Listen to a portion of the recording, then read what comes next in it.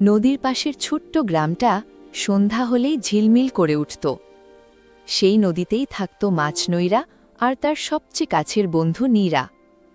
প্রতিদিনের মতো সেদিনও নদীর ধারে এসেছিল সাইফান, ওসিনাথ, ছোট্ট সাফওয়ান আর হাঁস পুটু। কিন্তু সেদিন নদীটা একটু অন্যরকম লাগছিল।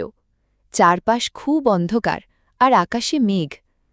সাফওয়ান আস্তে করে বলল, আজ নদীটা এত চুপচাপ কেন? ঠিক তখন নীরা পানির ওপর উঠে বলল, আজ রাতে নদীতে জোনাকি আসার কথা ছিল, কিন্তু কেউ আসছে না। নৈরা একটু মন খারাপ করে বলল, জোনাকি ছাড়া নদীটা একদম ফাঁকা লাগে। আলো খোঁজার মিশন। সাইফান হেসে বলল, তাহলে আমরা নিজেরাই নদীটা সুন্দর বানাব। ওসিনাথ সাথে সাথে রঙিন ছোট কাগজ নিয়ে এলো। সে আর সাইফান ছোট ছোট ভাসমান আলো বানাতে লাগল।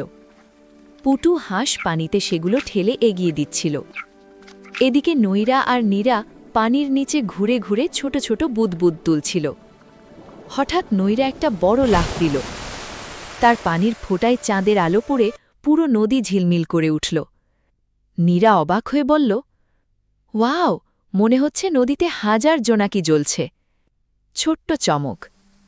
ঠিক তখন নদীর পাশের ঝোপ থেকে সত্যিকারের কয়েকটা জোনাকি উড়ে এলো। একটা, দুটা, তারপর পুরো দল। সাফওয়ান আনন্দে চিৎকার করে বলল, দেখো, জোনাকিরা ফিরে এসেছে। জোনাকিগুলো নদীর ওপরে উড়ছিল আর নৈলা নীরা লাফ দিলেই পানির ফোঁটা আলোয় চকচক করছিল। সাইফান হেসে বলল, আজকের রাতটা তো জাদুর মতো। শেষ মুহূর্ত। সবাই নদীর ধারে বসে জোনাকির আলো দেখতে লাগল। নৈরা আস্তে করে নীরাকে বলল, তুমি থাকলে নদীটা সব সময় সুন্দর লাগে। নীরা লাজুক হেসে ছোট্ট একটা লাফ দিল।